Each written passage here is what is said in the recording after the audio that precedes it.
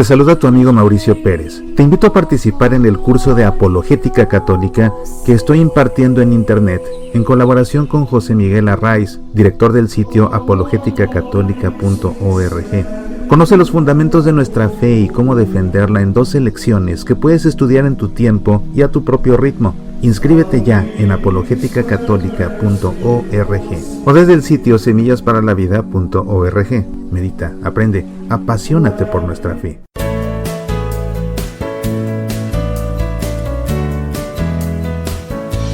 Me han pedido en mi consultorio en línea que hable acerca de la excomunión.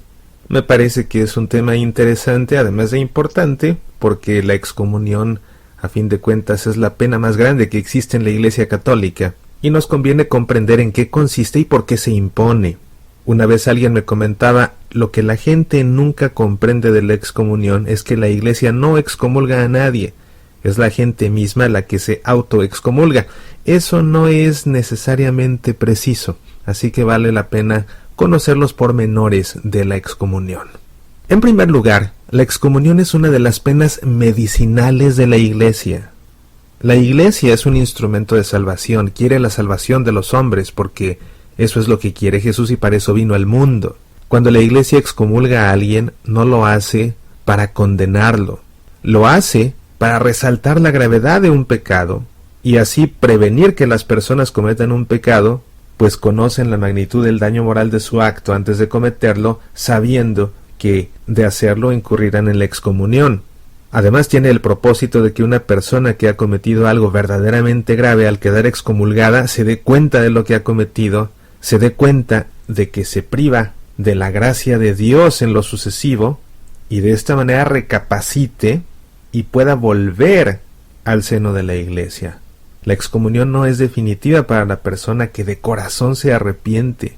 Así pues, la excomunión es una de las penas medicinales o censuras. Las censuras son penas que están orientadas especialmente a la enmienda del delincuente, como te explico. Hablamos de delincuentes, no solo de pecadores, porque quien es excomulgado, además de pecar, ha transgredido la ley de la Iglesia, que es el Código de Derecho Canónico. Como te decía, la excomunión se suele considerar la pena más grave en la Iglesia.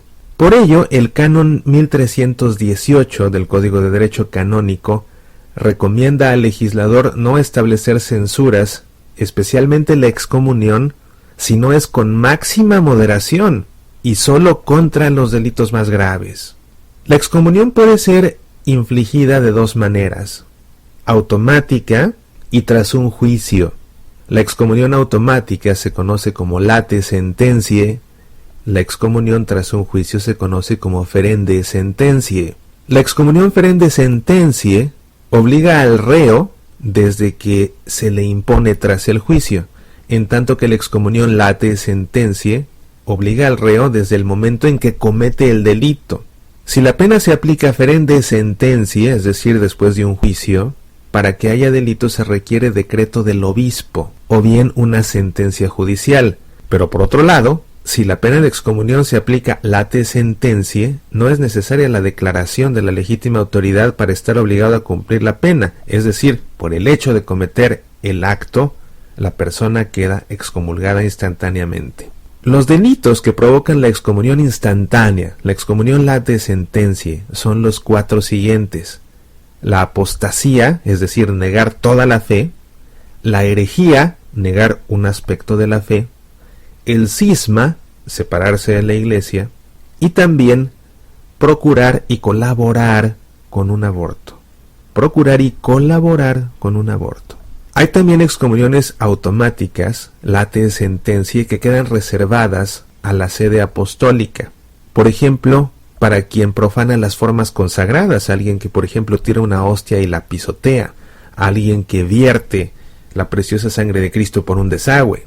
También para quien atenta con violencia física contra el Papa, para el sacerdote que absuelve al cómplice de alguien que vive en adulterio.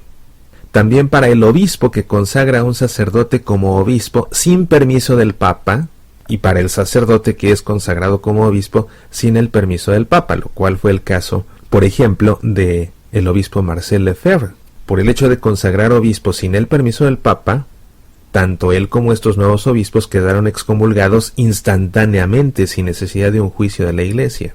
Finalmente, el último delito que amerita una excomunión late sentencia reservada a la sede apostólica es el del sacerdote que viola directamente el sigilo sacramental, es decir, el sacerdote que viola el secreto de confesión. Los delitos que ameritan una excomunión ferende sentencie, es decir, que requieren primero de un juicio, son los siguientes: el que sin ser sacerdote atenta a la celebración del sacrificio eucarístico o la absolución sacramental, es decir, el que sin ser sacerdote pretende consagrar el pan y el vino, celebrar la Santa Misa y oír confesiones. También el intérprete que viole el secreto de confesión. Como tú sabrás, si una persona es muda, por ejemplo, o si se encuentra en un país extranjero y no habla el idioma del sacerdote con quien se va a confesar, puede valerse de un intérprete, y este intérprete tiene obligación de guardar el sigilo sacramental tanto como un sacerdote, y si lo viola, puede ser excomulgado. Los efectos de la excomunión quedan establecidos en el canon 1331. Se prohíbe al excomulgado tener cualquier participación ministerial en la celebración del sacrificio eucarístico o en cualesquiera otras ceremonias de culto. Si es sacerdote ya no puede celebrar, si es laico no puede leer, no puede cantar el salmo, no puede ser ministro extraordinario de la comunión, no puede ser servidor del altar. 2.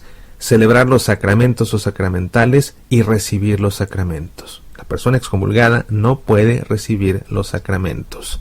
Si no se ha confirmado, no se puede confirmar, ni casar, ni tampoco ordenarse. Tampoco se puede confesar, a no ser que verdaderamente esté arrepentida y sinceramente tenga un propósito de enmienda.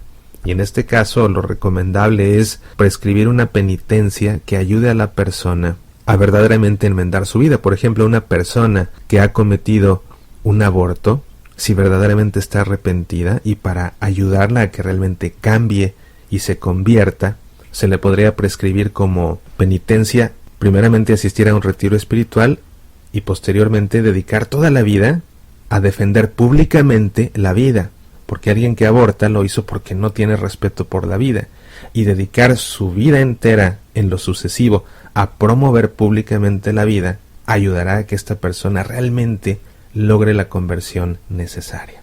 También se prohíbe desempeñar oficios, ministerios o cargos eclesiásticos o realizar actos de régimen. Cuando la excomunión ha sido impuesta o declarada, no puede obtener válidamente una dignidad, oficio u otra función en la Iglesia. La excomunión es dura, la pena más dura, pero debemos tener en cuenta que el canon 1335 suaviza los efectos de la excomunión cuantas veces se trate de atender a un fiel en peligro de muerte. Siempre que alguien esté en peligro de muerte, a pesar de estar excomulgado, se le puede administrar la confesión, la comunión, la unción de los enfermos. Incluso en peligro de muerte, cualquier sacerdote, aunque no esté aprobado para perdonar las excomuniones ni las censuras, en peligro de muerte cualquier sacerdote lo puede hacer. Cuando no existe peligro de muerte, es preciso recurrir con un sacerdote autorizado, facultado, para absolver las censuras, incluyendo la excomunión. Soy Mauricio Pérez. Estas son Semillas para la Vida.